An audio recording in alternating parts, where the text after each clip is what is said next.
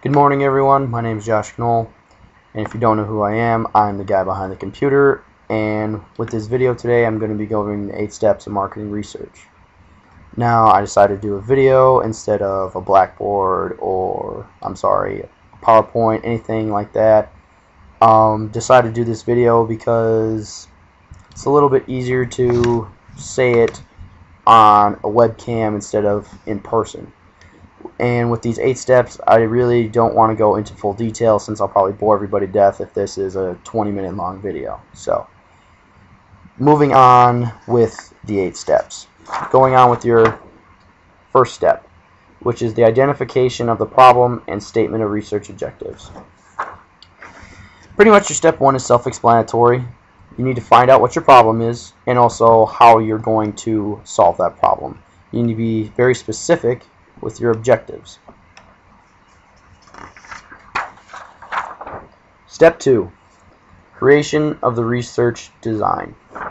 Now, this is the plan of how you're going to address all your research objectives, and you need to solve a specific problem or an opportunity. Moving on, Step 3, choosing a basic method of research. Now, through what Ms. Whetstone has given us, there are 2 types of methods of research. There's descriptive and there's casual. Now, you can do either one. Both of them will work, but depending on what your problem is and how you need to solve it, either one will work or you could use both to find your answer. There is no specific way of which one you have to use. Either one may work. It's kind of a trial and error. And then going on from that, go to step 4, selecting the sampling procedure. Before you even get to this step, you need to answer a lot of questions about how specific you're going into detail with your sampling procedure. Now, your sampling procedure is who you're going to be getting all your answers from. With this, you need to be very specific. It's almost a target market.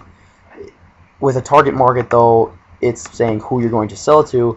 With a sampling procedure, it's going to be who you're going to be getting your answers from.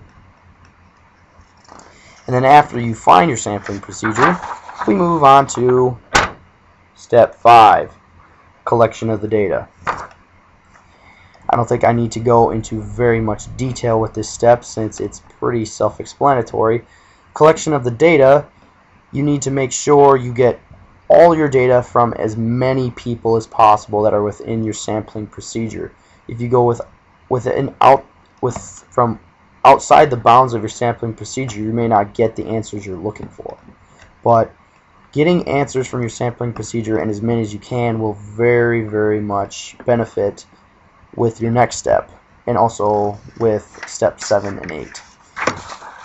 Step 6, again, is also self-explanatory, which is the analysis of the data.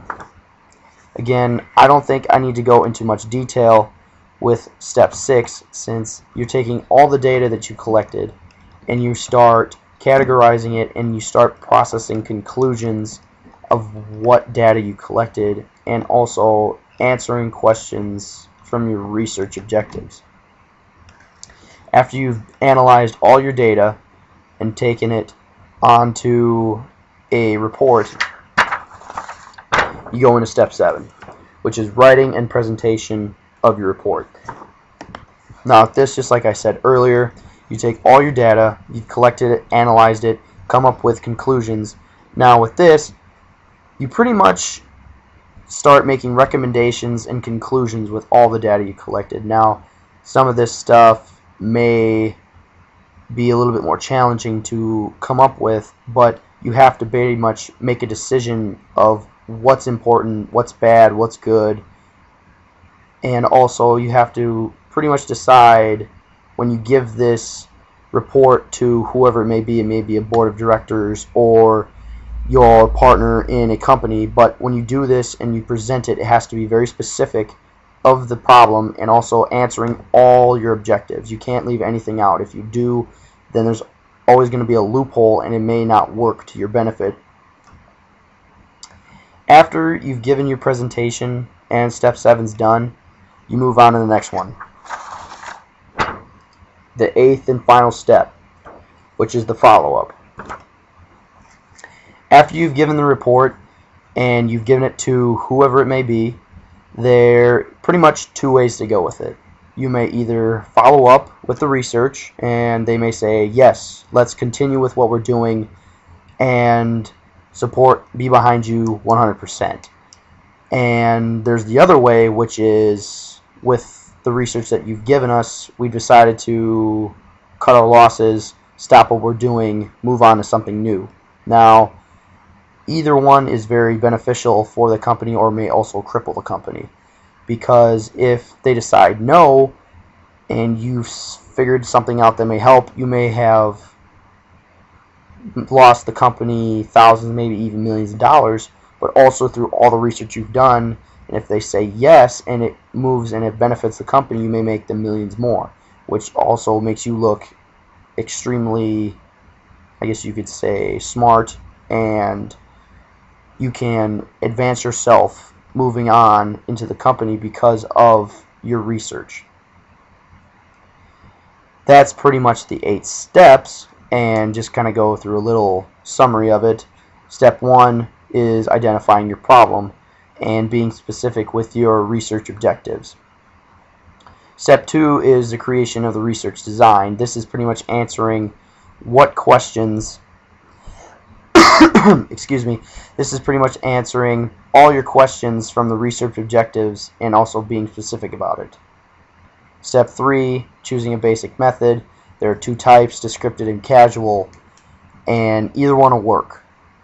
Then you go on to step 4, selecting the sampling procedure. This is who you're going to be getting your data from, which goes into step 5, is collecting your data.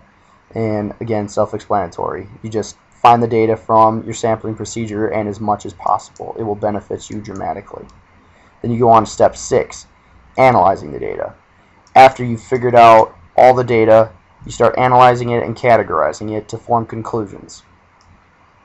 Then you figured out step 6, you move on to step 7, which is writing and presenting a report of all the data you figured out.